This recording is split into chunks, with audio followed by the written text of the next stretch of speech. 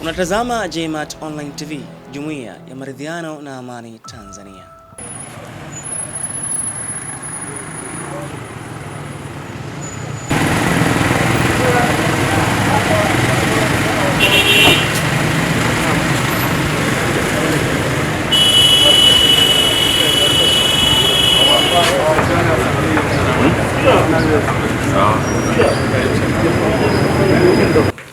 Tunafahamu kwamba wageni wanakuja na kheri zao. Karibu sana. Kwa hiyo nikuombe utusaidie kwenye kitabu chetu alafu tupande kitangulia. Bismillah.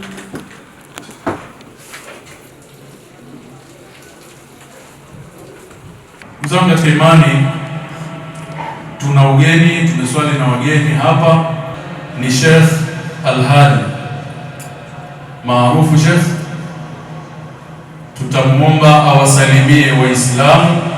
Baada ya hapo ndugu yangu ataendelea na zoezi la uchangishaji. Sheikh, karibu wasalimie Waislamu. Bismillahirrahmanirrahim.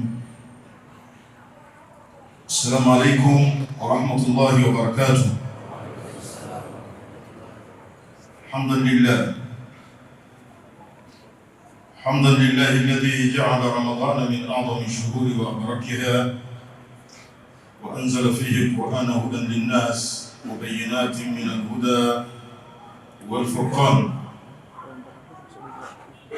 وأشهد أن لا إله إلا الله وحده لا شريك له، وأشهد أن سيدنا ونبينا وعظيمنا ومصطفانا وقدوتنا محمدا عبده ورسوله صلى الله عليه وعلى آله وأصحابه ومن سار على نهجه إلى يوم الدين، وبعد.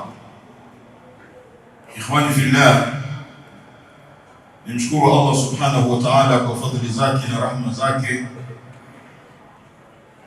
na kunipa taufiki leo kuswali katika msikiti huu Masjid Abeid wa al-akh al-karim al-khatib wal-imam ambaye tumestafidi kwa hutuba yake kwa kiasi kikubwa. Lakini katika jumla ya mambo niliyofurahi leo, nimekutana na mtu ninayempenda bila yeye kujua kwamba ninampenda. Sheikh Fundi Kombo au Kombo Fundi, uhibbuka fillah. Kwa mara ya kwanza nakutana na wewe wajhan biwajhin, nakupenda kwa ajili ya Allah subhanahu wa ta'ala kwa khidma yako katika da'wa. So unajua sisi mashaikh watupendani. Sasa nikwambie wazi, ni uhibbu fillah, nakupenda kwa ajili ya Allah subhanahu wa ta'ala. Walillahi alhamdu, ni neema kubwa. Khatibu ametukumbusha juu ya siri iliyomo katika ibada tukufu ya funga, na akatukumbusha hadithi al-Qudsi ya Mwenyezi Mungu Subhanahu wa Ta'ala kwamba ameivua ibada ya funga katika ibada nyingine zote, kiasi kwamba akasema fa innahu li wa ana ajzi bihi, kwamba funga ni yangu mimi nami ndiye ninajua nitamlipa nini mwenye kufunga. Ni ibada ambayo la riyaa fi, al-ibadatun la riyaa fi, ni ibada ambayo haina ria ndani yake, tofauti na ibada nyingine zinaweza zikaingiwa na ria. Unaweza ukaja kuswali msikitini ili uonekane na jamii, ili imamu akuone. Unaweza kwenda haji ili ukirudi uitwe alhaji fulani. Unaweza kutoa zaka ili uitwe karimu na kadhalika. Lakini ibada ya funga ni ibada la riyaa fi, bainaka wa baina rabbik, kati yako wewe na Mola wako tu. Hata leo hapa tukiulizana juu ya nani amefunga, ukiacha ile dhana njema, dhunnu bil mu'minina khairan, sote tunadhaniana khair. Lakini inawezekana mwingine miongoni mwetu hajafunga, ima kwa udhuru wa kisheria au nje ya udhuru wa kisheria. Ni ibada ya siri kati yako wewe na Mola wako Subhanahu wa Ta'ala, haina ria, na ni ibada ambayo baadhi ya wanawazuoni katika kutafsiri makusudio ya Allah subhanahu wa ta'ala katika jitihada zao wanasema kwamba tokea uumbwe ulimwengu ziko ibadati nyingine muluk, wafalme, watawala wameweza kuabudiwa, lakini haijatokea ibada ya somu kwa mtawala yote kuabudiwa kwa ibada ya funga. Aliyeitikiwa katika hilo ni Allah subhanahu wa ta'ala pekee, na ndio maana akasema fa innahu li wa ana ajzi bihi, kwamba funga ni yangu mimi tu, nami ndiye ninajua nitamlipa nini mwenye kufunga. Hata leo itokee mfalme fulani au rais wa nchi aseme, jamani, nataka mfunge for me angalau nusu saa, tamwambia sawa baba, sawa baba, lakini ataingia kwenye vyumba vyetu, ataingia kwenye nyumba zetu. Aliyeitikwa katika hilo ni Allah subhanahu wa ta'ala, ta'budu Allah ka'annaka tarah fa in lam takun tarahu fa innahu yarak. Unamwabudu Allah subhanahu wa ta'ala kama vile unamuona, na kama humuoni basi yeye anakuona. Ni ibada ya kipekee sana, ni ibada ya kipekee sana, ibada tukufu ya funga. Wa min thamaratihi, na katika jumla ya faida zake, matunda yake, as-sawmu yuallimu al-amana, funga inafundisha uaminifu na kuchunga haki za Mwenyezi Mungu Subhanahu wa Ta'ala, fi sirri wal alam, katika mazingira ya siri na ya dhahiri. Pale muumini anapokuwa kwamba yuko nyumbani kwake, chumbani kwake, friji lake liko pale, matunda yake, vinywaji vyake, chakula chake, lakini hathubutu kula chochote wala kunywa chochote, anaonyesha uaminifu wake mbele ya Allah Subhanahu wa Ta'ala, kwamba hata katika mazingira ya siri yeye ni mwaminifu mbele ya Mola wake. Sasa uaminifu huu anatakiwa auhamishe katika jamii, katika maisha yake ya kawaida, katika eneo lake la kazi, katika shughuli zake za kazi. Hawezi kumwibia tajiri yake, hawezi akadhulumu hiki na kile, kwa sababu ameonyesha uaminifu mbele ya Allah Subhanahu wa Ta'ala. Basi ni vizuri akaonyesha uaminifu huo hata kwa jamii yake, kwa sababu funga inamfundisha mtu uaminifu, lakini pia inatufinyanga katika upendo, katika huruma, katika jumla ya siri za funga. Na ndio maana utaona katika mwezi wa Ramadhani jamaatul khair, watu wengi wanatoa katika mwezi wa Ramadhani. Hata mtu mwenye moyo mgumu kiasi gani, katika mwezi wa Ramadhani atatoa, kama si zaka atatoa sadaqa. Na kama ukiona mtu hata mwezi wa Ramadhani bado ni bakhili wa shahiri, fakabir alayhi 4 takbirat, umsali salatu janaza, hana maana. Hata mwezi wa Ramadhani unatunyima miezi yote 11, basi mzigo hata Ramadhani utoe.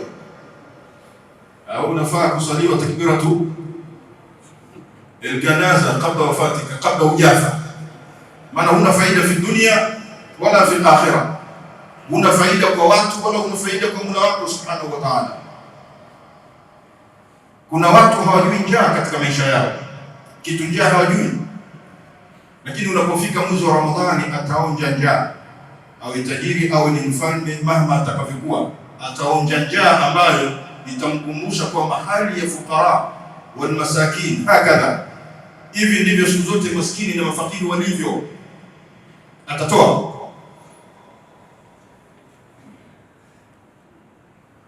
Nabii Yusuf alayhi salatu wassalam, mnajua alikuwa katika hazina ya nchi ya Misri. Ile BOT ya Misri ilikuwa chini yake, lakini alipenda sana kukaa na njaa, na hali ya kuwa hazina yote anayo yeye. Akaulizwa, fakila la ya Yusuf atajuu wa anta fi khazain al-ard, Yusuf unakaa na njaa na hali ya kuwa huko katika hazina ya nchi ya Misri? Akasema, naam, akhafu an ashba fa ansa jade, naogopa nisishibe nikamsahau mwenye njaa. Kumbe ile shibe ya moja kwa moja huwafanya watu wakawasahau mwenye njaa, lakini watu wanapoonja njaa hukumbuka kumbe ndiyo hali ya maskini na mfakiri iko hivi, na kwa maana hiyo watatoa. Hii ni siri kubwa sana ambayo iko katika ibada tukufu ya funga. Lakini kama alivyosema Mtume sallallahu alaihi wasallam katika jumla ya faida za Ramadhan, anasema naumu swaim ibada, usingizi wa mtu aliyefunga ni ibada. Umekaa usingizi ukakuchukua, unalipwa ibada. Naumu swaim ibada, wasumtuhu tasbih, ili kunyamaza kwake tu, hataki kutamka yasiyofaa, akawa kimya, asije akateleza, anaandikiwa malipo ya kumsabihi Mwenyezi Mungu Subhanahu wa Ta'ala. Wa dhambuhu maghfur, na dhambi zake ni zenye kusamehewa. Wa duauhu mustajab, na maombi yake yakimwomba Mwenyezi Mungu Subhanahu wa Ta'ala yanajibiwa. Zote ni faida ambazo tunatakiwa tuzitumie katika mwezi mtukufu wa Ramadhani. Khatibu walillahi alhamdu, jazakallahu kulla khairi, Mwenyezi Mungu amlipe kila la khairi. Ametukumbusha mambo ya namna ya kutumia wakati. Usiseme kesho. Hii ni fursa ndugu zangu, tuitumie.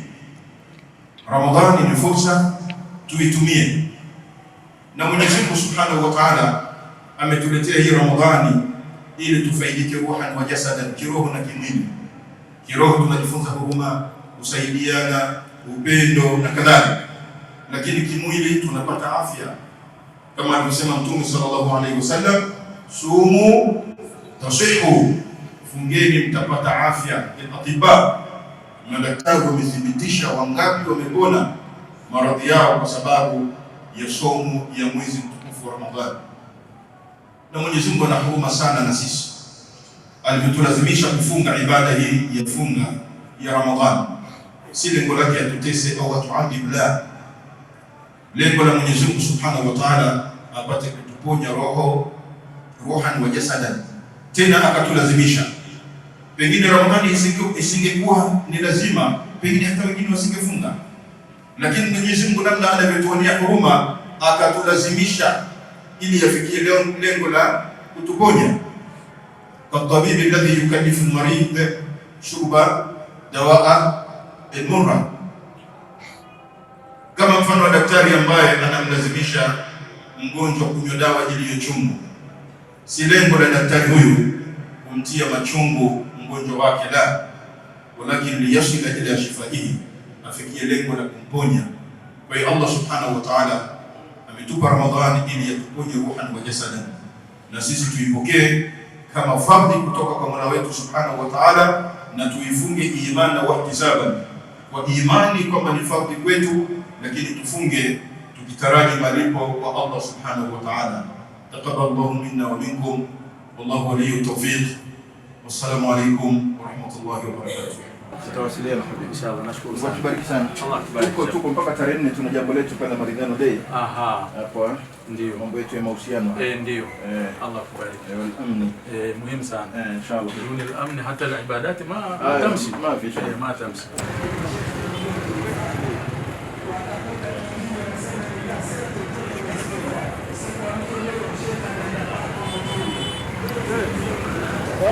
Unatazama Jaymat Online TV, Jumuiya ya Maridhiano na Amani Tanzania.